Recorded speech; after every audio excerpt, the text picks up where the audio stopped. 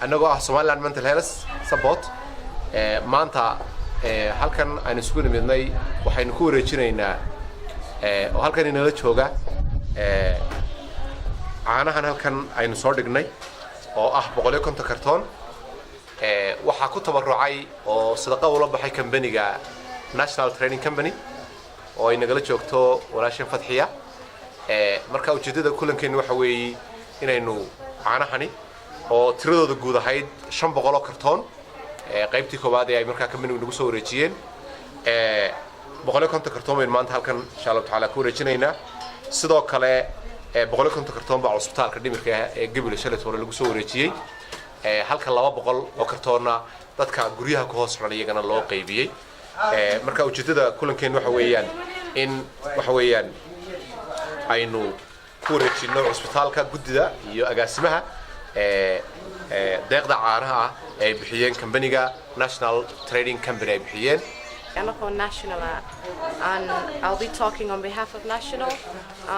in the donation kan aanu siinay dadka u baahan aanu ka qayb galnay caawimaad community-kayga inaan caawinay takalana waxaan rabnaa inaan ka dhigno insha Allah policy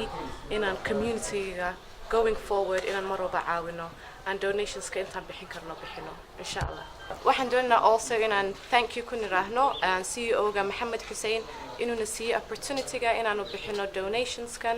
so thank you very much CEO waxaan aad iyo aad ugu mahadnaqaynaa mulkiilaha National Trade Company oo Maxamed Hussein Hurre oo runtii gartay inuu mucaawanada ku caawiyo dadka maxayada iyo xanuunsanaya maskaxda xanuunsanaya aad baan ugu mahadnaqaynaa waxaan kaloo aad ugu mahadnaqayaa Dr. Askar oo agaasimaha guud ee dhakhtarka ah oo runtii waqtigiisa u soo horay inuu nagala qayb qaato xiriiritaan caanaha ku wareejinayno maxayada dhakhtarka iyo si gaar waxaan ugu mahadnaqaynaa madar oo isla gudoomiyaha guddiga dhakhtarka ee dhakhtarada oo runtii waqtigiisii u soo xilqaamay inuu nagala qayb qaato waxaan aad iyo aad u mahadsantahay waxaan jeclahay inaan u mahadnaqo maanta ururka maartay dhimirka UK iyo ka wadankaba oo maanta halkan inala jooga barre oo inala joogo ka yimid UK waxaan weeyaan runtii aad baan ugu mahadnaqnaa hawsha ay ka wadaan cusbitaalka oo aan intaan u nahayn hawlo kala badan ah oo ka mid tahay dhismayaasha ay wadaan oo imka dhismihii waarka dumarka oo lagu jiro inuu dhamaystirmo oo dib loo dayactiray xafiisyadii qaybta dhimirta oo la dayactiray hore dhismo hore oo la fuliyay oo markaa isna la dhisay runtii aad baan ugu mahadnaqaynaa waxaan jecelahay iskaashigaasi inuu sii socon doono waxaan jecelahay kale inaan u mahadnaqo Maxamed Hussein mulkiilaha maartay shirkadda National oo keentay maanta deeqdan aynu hayno ee caanaha ah ee halkan taala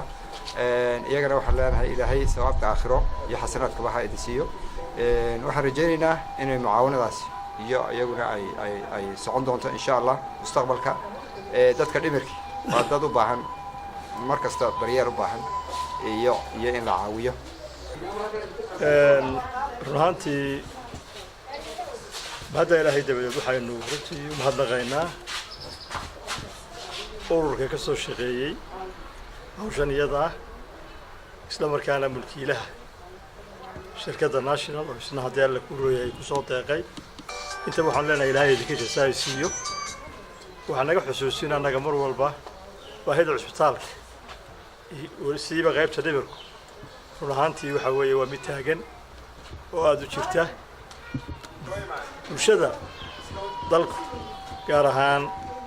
bulshada reer Hargeysa way ka qayb geli jireen waligoodba waxaanu mar labaad iyo mar saddexaadba ku warinaynaa inay sidii ay u wadeen iyadoo xaaladuhu runtii ay mar walba ka sii adkaanayaan inay uga qayb qaataan dadka ilaahay wax siiyay waxaanu leenahay iyaga